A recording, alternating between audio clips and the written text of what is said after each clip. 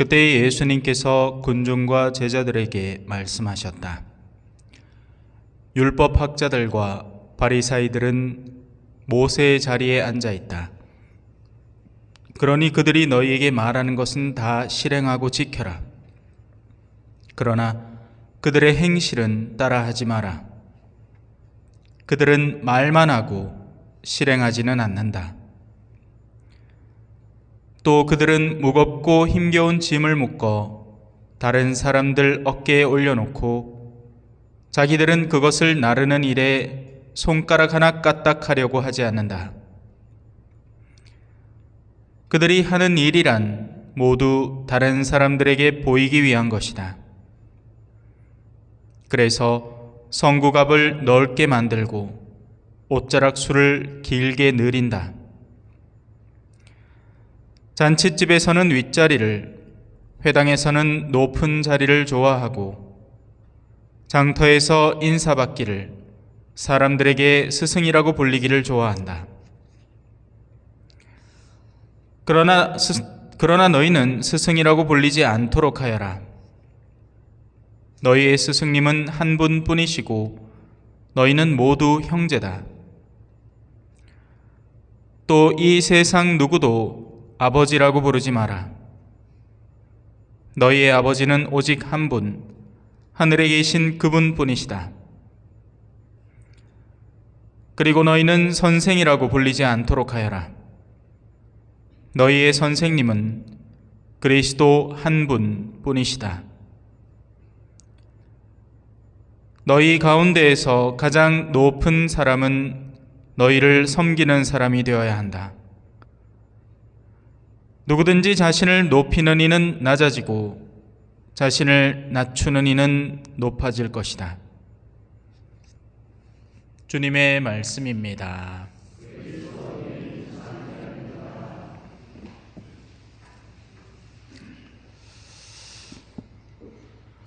참 예수님,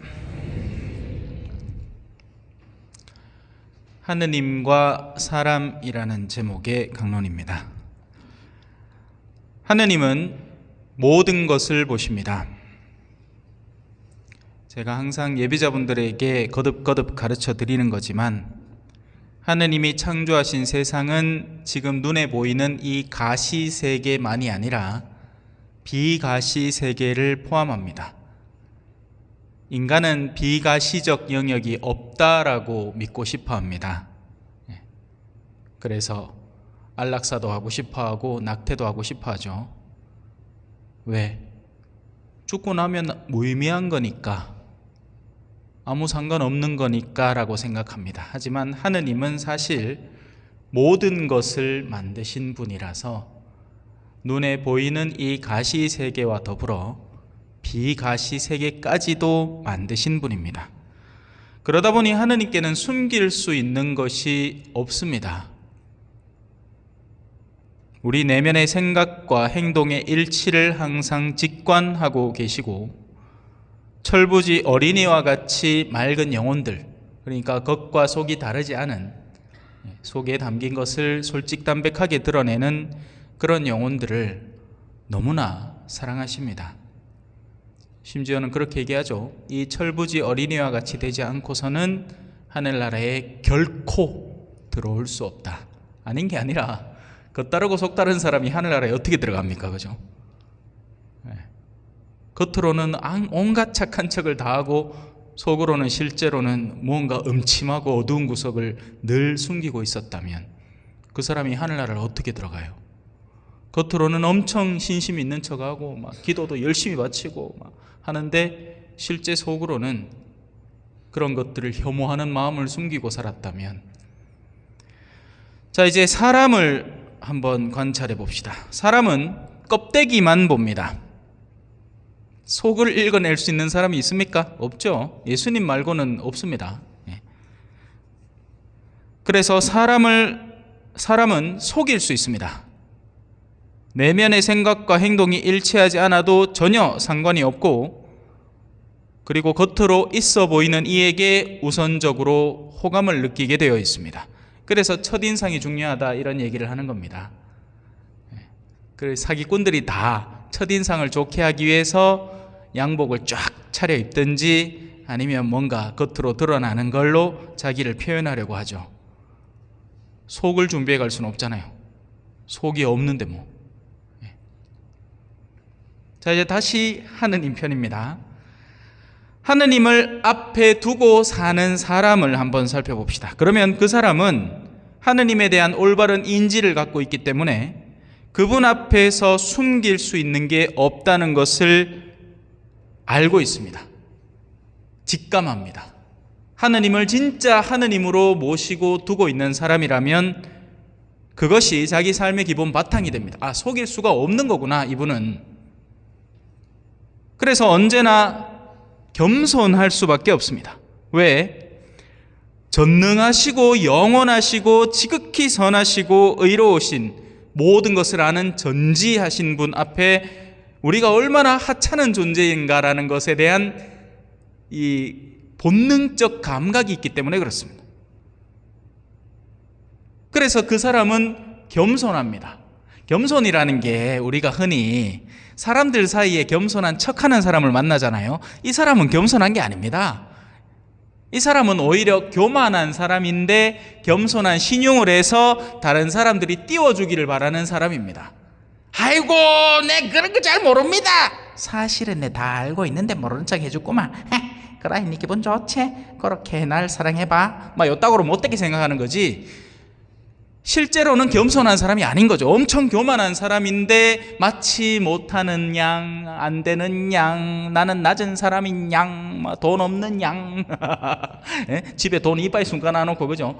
아이고, 내 뭐 돈 얼마 없다 하고, 그죠? 빤한데 그 사람 돈 있는 거. 왜? 나중에 알고 나를 축해서 해달라 이 말입니다. 하지만 하느님을 자기 눈앞에 두고 있는 사람은 진짜 영혼 자체로 겸손한 겁니다. 근데 이 겸손은 오히려 용기입니다, 여러분. 겸손은 무능이 아니에요. 하느님이 위대하다는 걸 알고 그분에게 나의 신앙으로 나의 의지를 맡겨놓기 때문에 그분이 가라 하면 이 사람은 가야 되는 겁니다. 빼고 이런 게 없는 겁니다. 하라하면 해야지. 전능하신 분이 하라는데, 네가 할 수 있다는데, 니는 네 자신을 못 믿어도 내가 너를 믿고 보낼 테니까 해보라는데 그럼 해야죠. 그게 진짜 겸손이에요. 그래서 겸손의 외적 모습은 오히려 사람들이 보기에는 교만함에 가까울 수도 있습니다. 어떻게 보면 딴 사람 같으면 막 몇 번 빼고 한 두세 번 빼고 할 낀데 이 사람은 예 할 거는 예 하고 아니 할 거는 아니요 하고 말거든요.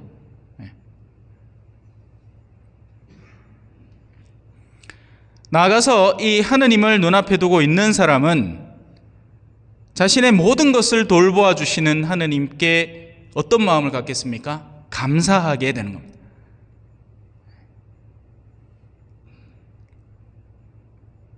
그래서 기본 겸손과 감사를 영혼 깊이 지니고 있는 거죠.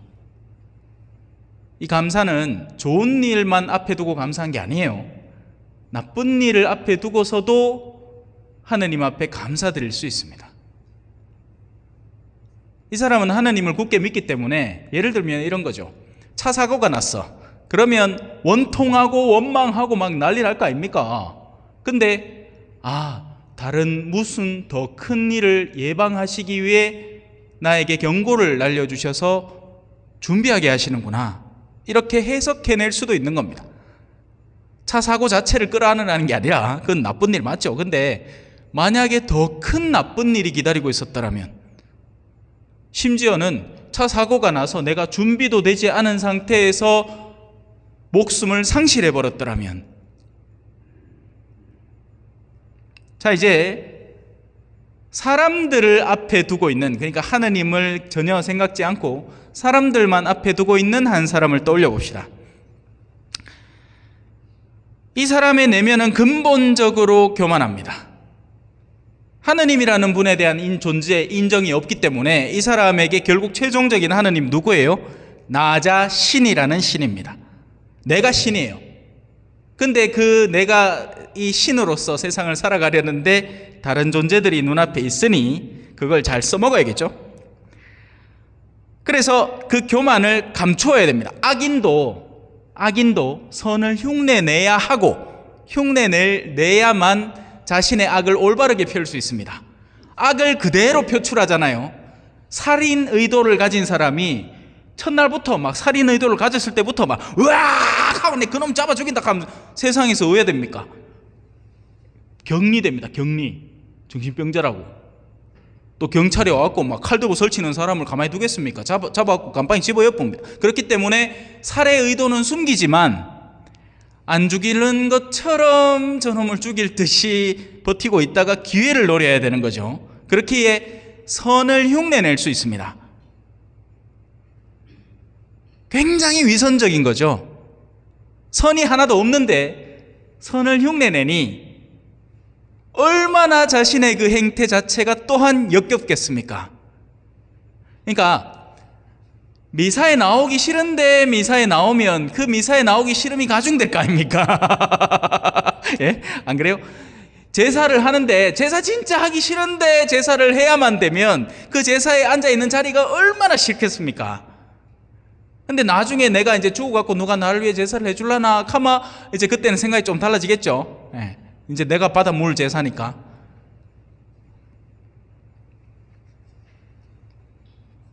그래서 그들은 어마어마한 위선 속에서 살아가는 겁니다. 선을 사랑하지 않는데 선을 흉내내면서 살아가야 하는 겁니다. 자, 이제 다시 하느님 앞에 서 있는 사람으로 돌아옵시다. 하느님 앞에서 살아가는 이들은 기본적으로 기쁨을 쉽게 느끼는 내적 상태를 유지하고 있습니다. 왜? 모든 것이 선물이기 때문에 그렇습니다. 여러분 선물 받으면 어때요? 좋죠? 선물 받으면 물론 선물도 그걸 받을 줄 알고 누릴 줄 아는 사람한테 선물해 줘야 돼요. 어떤 사람은 내가 정말 소중한 거라고 줬는데 에게 하면서 받습니다. 몬테 빠져가지고. 왜? 자기는 훨씬 더 좋은 걸 기대하고 있었는데 이것밖에 안 주는 거야. 자기는 막 노트북 한 500만 원짜리 기대하고 있었는데 내한테 고작 장미꽃 한 다발을 사준 거예요. 그래 에게 하는 겁니다. 못 돼가지고. 하지만 하느님을 앞에 두고 사는 사람은 사실은 우리가 갖고 있는 시간이라는 것 자체가 선물된 거라는 걸 깨닫는 겁니다. 그래서 아침에 눈을 뜰 때마다 감사하게 됩니다. 감사해 시련이 다가올 때에 주께서 인도하시니 두려움 없네. 이래 주임 신부님이 노래를 불러줘도 감사하고 에헤 그건 아니다. 그건 살짝 오바다. 네. 그래요. 이 많은 것들이 감사로 바뀌기 시작하는 겁니다. 또 무언가를 잃어도 절망할 이유가 없죠. 왜냐하면 모든 것을 가지고 계시는 하느님, 주인이신 하느님께서 내가 무언가를 잃게 되는 데에는 이유가 있을 것이고 그보다 훨씬 좋은 것을 되돌려 주실 것이라는 것을 확고히 믿고 살아가기 때문에 그렇습니다. 잃어도 잃은 게 아닌 거죠. 오히려 잃으면 감사할 수 있는 거죠. 물론 지금 제가 하는 말을 전혀 이해를 못할 분들이 많습니다. 잃은 건 잃은 거지 뭘 잃은 거 갖고 감사한다 카노. 그런데 이런 형태의 삶에 나를 헌신해 보면 이해하게 됩니다. 우리가 겪는 작은 시련들은 훗날 더 큰 선으로 다시 되돌아옵니다. 자, 이제 또 사람을 앞에 두고 있는 사람에게 한번 써봅시다. 이들은 보여주기 위해서 남들에게 무언가를 보여주기 위한 거꾸민 치레로 살아가기 때문에 극도의 긴장감과 스트레스 속에 살아갈 수밖에 없습니다. 그렇겠죠? 자신이 소유한 것을 잃을까 두렵고 자신의 검은 속내를 들킬까 두렵고 산통 다 깨지는 거예요. 지금까지 좋은 평판을 유지해 왔는데 뭐 하나 착각 삐끗해가지고, 요즘 왜 그런 기사들이 너무 자주 등장하지 않습니까? 그죠? 뭐 연예인들이 뭐 하나 잘못했다 하면 그날로 그냥 아작나는 건 일도 아니에요. 예. 얼마나 많이 그런 일들이 있었습니까? 그래서 누구는 자살하고, 뭐 누구는 모든 것을 잃고, 또 지금 한 명 시달리고 있는데 그 사람도 또 견디다 하면 또 정 안 되겠다 싶으면 생명을 그냥 우습게 보겠죠. 참 우리 한국 사람들은 너무 심해요, 그게. 이게 연기자들은 연기를 잘하면 연기자입니다. 근데 우리는 연기자임과 동시에 굉장한 도덕군자를 기대해요. 사생활인데. 물론 뭐 사생활의 범주를 넘어서는 어떤 부분도 있을 수 있겠지만, 참. 그래서 이들은 자신이 소유하고 가질 수 있는 것, 거기에 기본적으로 어마어마한 무게감을 기대고 있고요. 그리고 그것들을 더 소유하게 될 때 잠깐 쾌락을 얻습니다. 그러니까 재산을 약간 증식할 때 쾌감을 누리죠. 내가 갖고 있는 집을 팔아서 이득을 얻을 때 쾌감을 느끼지, 나는 이 값을 설정해 놨는데 이 값에 팔리면 쾌감이 아니죠. 손해를 본 거지. 계산이 안 맞잖아. 안 그래요? 맞잖아. 내 100만 원 캐놨는데 누가 80만 원에 팔래? 말도 안 되는 소리를 하고 앉았노? 100만 원 캐놨으면 적어도 110만 원은 줘야 내가 번 거지. 그리고 반대로 그런 것들을 조금이라도 잃을 때 극도의 긴장감과 스트레스 속에서 자신의 일상을 괴롭히는 겁니다. 스스로를 괴롭히는 거죠. 결국에는 다 놔두고 갈기면서 결국에는 다 놔두고 가더만. 내 보기 그렇대. 참 사제로서 살아가는 게 재밌는 게, 뭐 한국에는 그나마 좀 덜하긴 한데요. 저는 초전성 나와갖고 장례를 엄청 많이 할 줄 알았어요. 근데 제가 오고 난 뒤부터 어르신들이 더 열심히 사시나 봐. 막 건강이 막 더 예전보다 더 강해지신 것 같아요. 제가 남미에 있을 때는요, 거의 뭐 하루 걸러 한 번씩 장례를 했거든요. 숱하 장례식장에 가는 거예요. 사람들이 미사는 안 나와도 사람 죽으면 신부를 찾는 데가 남미입니다. 가보면 요만한 아도 죽고 16살짜리 엄마가 돌아 눕다가 같이 침대, 원래 따로 침대를 해줘야 되는데 같이 자다가 지팔로 득 덮었는 게 알을. 그래갖고 숨막히 죽었어. 어르신도 죽고 젊은 아빠도 가다가 오토바이 사고나 죽고, 뭐 또 뭐 건강이나 제대로 돼 있나. 우리나라는 보험이나 좋지 그 동네는 엉망진창이거든요. 아프고 돈 없으면 죽고 수시때때로 죽어요. 그럼 죽으면 뭐가 가는데? 아무것도 안 가가돼요. 난 뭐 되게 많이 가갈 줄 알았다.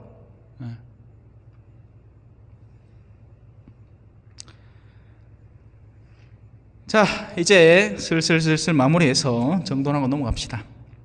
하느님 앞에 서는 이는 자신을 낮추는 사람입니다. 반면 사람 앞에 서려는 이는 애써 자신을 높이려는 사람입니다. 이제 복음 말씀으로 마무리 지을게요. 너희 가운데 가장 높은 사람은 너희를 섬기는 사람이 되어야 한다. 누구든지 자신을 높이는 이는 낮아지고 자신을 낮추는 이는 높아질 것이다. 잠시 묵상하시겠습니다.